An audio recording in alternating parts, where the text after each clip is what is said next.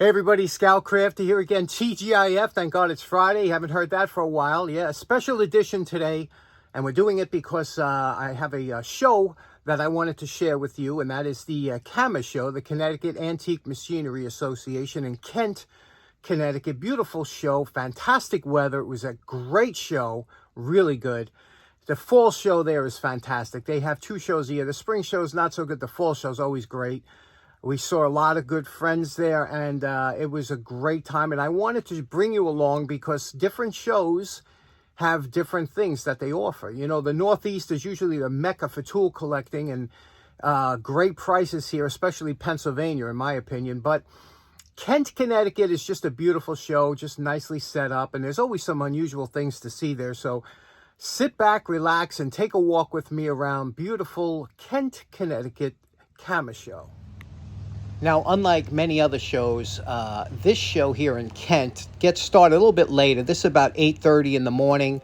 A lot of other shows start at daybreak. At 6 o'clock in the morning they start going. But here, people like to sleep in a little bit later or whatnot. And the show really gets going about 9:30. So I'm here a little bit early. It's a little bit chilly, about 60 degrees, but it's going to warm up nice. What a beautiful day we had.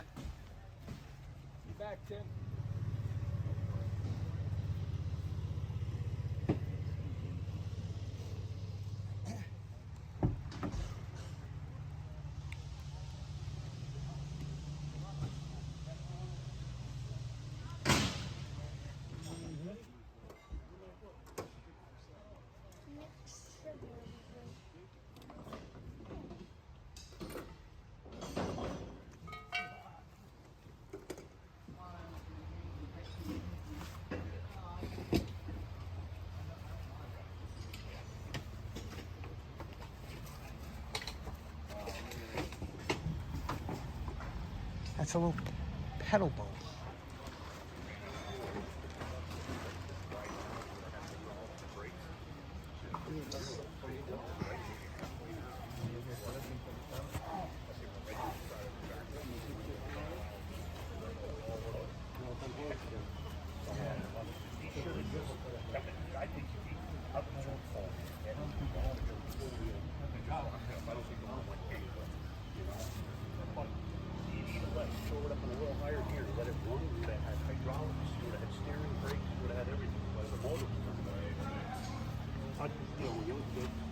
Got educated. Yeah, real quick. So I wasn't far away, so I had my rigging truck. I had checked the quarter power to work straight everything out, pull it apart. The sun showed up on the welder, and we welded the hitch. Less than an hour and a half, we had the whole thing cleaned up and tried to check traffic. Whoa, nightmare.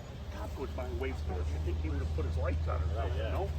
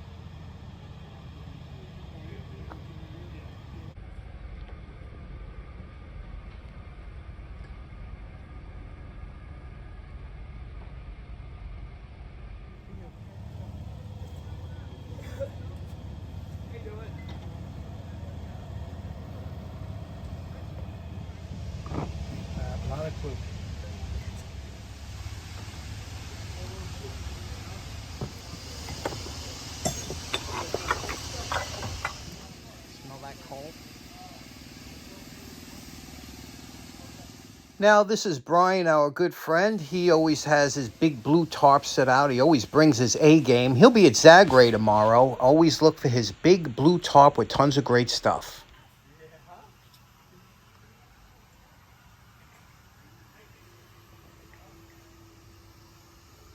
There's our friend Jimmy. Jimmy always has great stuff, too, at his table.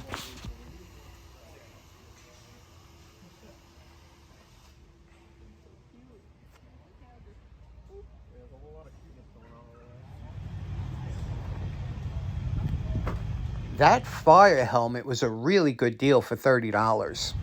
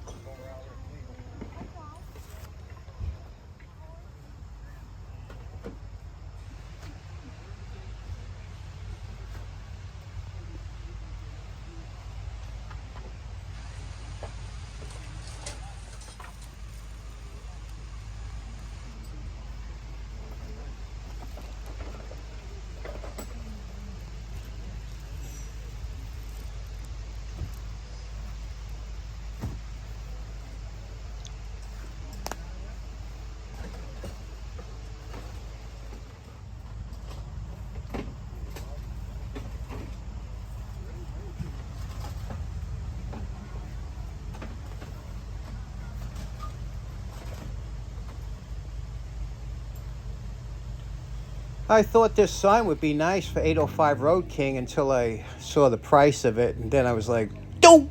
A little bit high.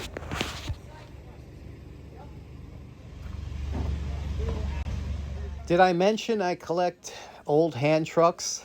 Boy, look at that beauty, huh?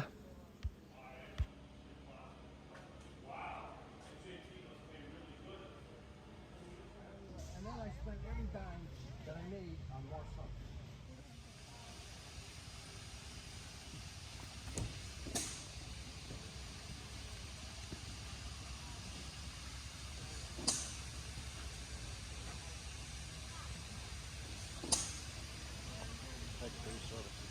Thank you, my friend.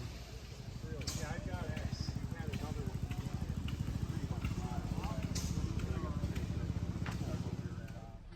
Boy, if this piece could talk, this is a go-kart that kids made years ago, God knows how long. It's missing the rear wheels that was normally carriage wheels, but can you imagine the stories that could tell?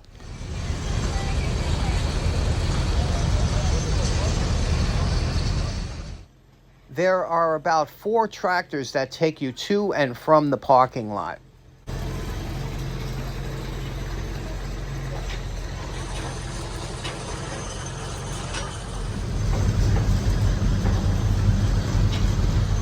Now, wasn't that a fantastic show? Really had a great time. Loved every minute of it. This time, what I was looking for, I have a ton of tools that I have to get to, so I'm no shortage of tools here. But what I was looking for, and I collect, and probably the first tool I ever used. Think back. What do you think the first tool you ever used was? Let me show you what I believe the first tool most of us used in our life. Now, for many of us, I believe this was the first tool we ever used. That's right. How many of us have had a shovel and a pail down at the beach making sandcastles, things like that? And look at this shovel. This just brings back memories from when I was a kid. And this here is, it's look, you got an excavator on there, a big boss.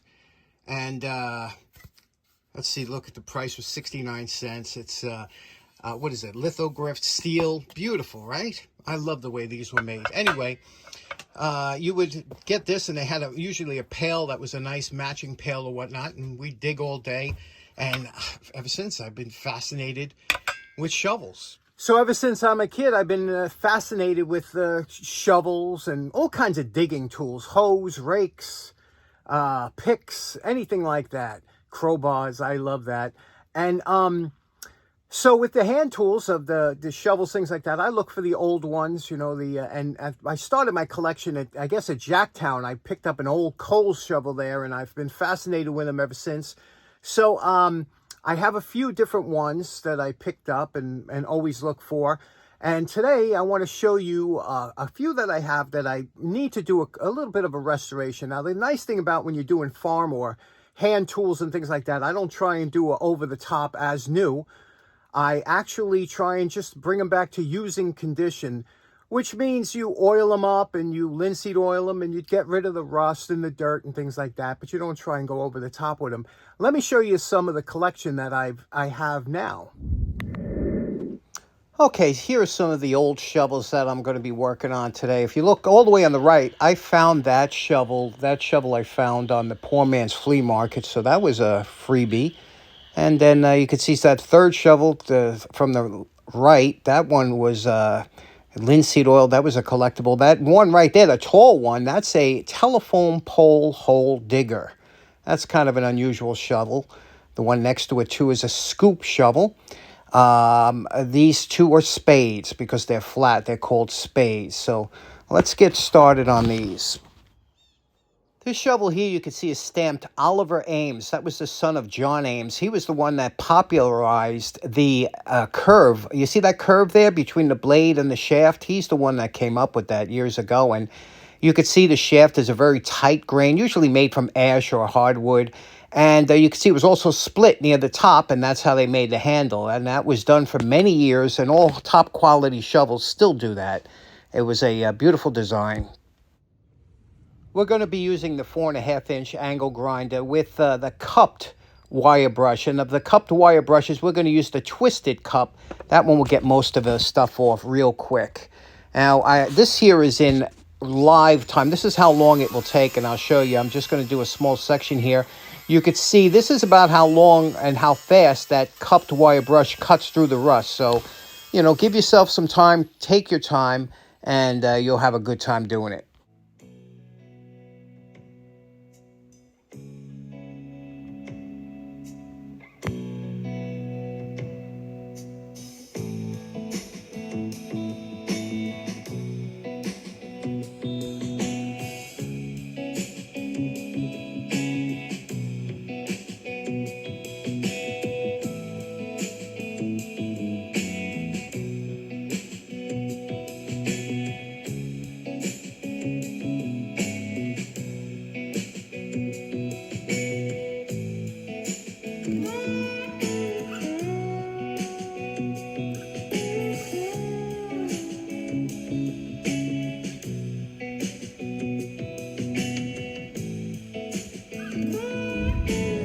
Okay, so now that usually try and get that done outside, getting most of the heavy rust off because it does make a mess. Now that leaves you with basically somewhat rust-free. There's still little bits. We'll get rid of that, you know, that little bit in there. But now we want to protect it. But before we do that, we got to address the handles. Okay, now that we're down the basement, we're going to do the handles on the wire brush and everything down here. But let's talk about the shafts. The shafts are really important because that's where a lot of tools are abused and not taken care of, and the ones that sit in the garage eventually will split and check, and that's what happened with this one. I found this shovel on the poor man's flea market. This one had a bunch of cement on it. It's pitted and stuff, but it will make a good user shovel. Now, if you notice here, look at the shaft of the shovel. You can see it's starting to split and check because it's dry, and that's what happens to this type of hardwood. This is very dangerous. This will give you a bad splinter if you try and use it without gloves. So that's dangerous. The second shovel here, this is an older one, but you can see here it's just starting to dry out. It's not as bad as this one, but it's starting to dry out, and it's very thirsty. It needs a good bath of linseed oil. Now this one here, somebody had taken care of this, and you can see here, it was linseed oiled, so it's not splitting, it's not checking, and it's not going to give you that bad splinter.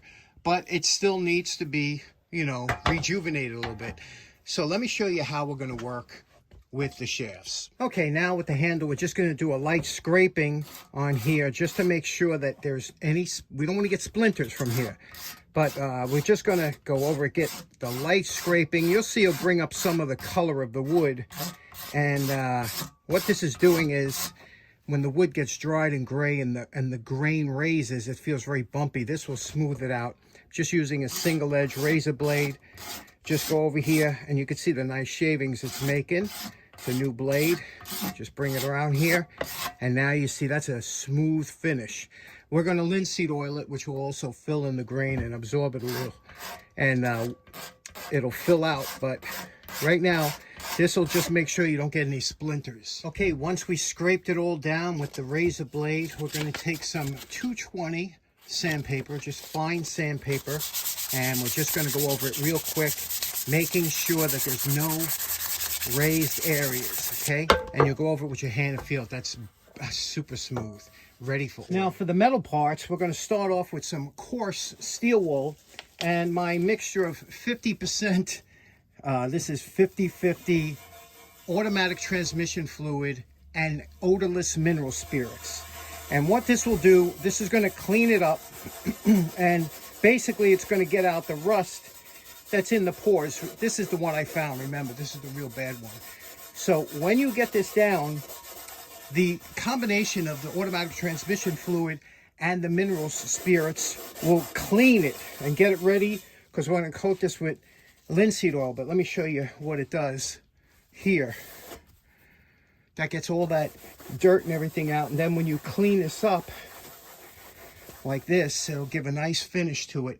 And we're going to do all the metal parts with that. Okay, now we're at the part where we're going to linseed oil the shafts, and also we're going to put a coat of linseed oil on the metal too. You can do that with these tools. Now the reason that we have to do this, and we use linseed oil for the shafts, any wood that stays in a non-climate controlled area, is because when you have shovels, picks, axes, things like that that are in a garage or out, you know, where the temperature is not controlled, the wood will expand and contract with the moisture and everything, and that's what causes the splitting, the checking, and that's why linseed oil absorbs into the wood. It's a superior finish for those tools. Now, if you're going to keep your tools in a climate control, if you have a heated garage that never gets and doesn't suffer with those ups and downs with the temperature and the humidity, then you could put shellac or varnish or something like that on. But this is what we use for the garden tools. Now, what I'm going to do, especially since this is so dry and it hasn't been used in years, the first thing I'm going to do is take a piece of terry cloth toweling, and I'm going to use odorless mineral spirits, and I'm just going to dampen it with the odorless mineral spirits. Not enough that you could squeeze any out, just enough that dampens it. And what that does, when I put the linseed oil on, it doesn't, the rag, the terry cloth won't draw out the thinners from the linseed oil, making it so thick that it's hard to penetrate. So the mineral spirits on first, then the linseed oil generously, and then we'll wipe down the wood, and after the wood we'll do the metal. Okay, we dampened this now with the mineral spirits. You can see if I touch here, it's just damp enough that it leaves a little residual marking on. Now we're going to put linseed oil on here, and be generous with it, okay? And let the linseed oil saturate the rag, okay? I'm using boiled linseed oil. Some people like the raw, but the boiled tends to dry a little bit easier, but it's got more chemicals in. And we're going to take this and we're going to apply that. Now, because this is slightly thinned out, it'll absorb much easier into the wood, which is what we want, especially for the first coat. Now, traditionally, linseed oil, how you apply it, is once a day for a week, then once a week for a month, once a month for a year, and then after that, once a year. That's all you have to do. And a linseed oil, if you do that, it'll look like that last shovel that we're going to do, the one that's already brown. But you see how nicely that's absorbing into it? And again, I'm doing the wood first, because once I do the metal, I might pick up a little bit of, you know, residual oils that we put on there before, the transmission fluid and the mineral spirits. What you see here, now let that absorb in there. Okay, there we go. Now, what you have to make sure of, once you're finished using the linseed oil, take your linseed oil rag, make sure you dispose of it in a place that it can't go on fire. There's always been that. You always got to put that warning out there. Don't leave that oily rag alone. It could self-combust. and go on fire. So just put it somewhere. I always throw my bags outside until the thing dries. Also, while this is still saturated with linseed oil, wipe down any other tools that you might have around the shop. You know, grab the handles and wipe it down. Don't waste it. But here you can see now, this is just the first coat. Again, this is day one. This will dry. It'll look completely dry by tomorrow. That's how it'll absorb into the wood. I'll give another coat tomorrow. I'll give another coat the day after, until eventually after a week I have 4, 5, or 6 coats on there.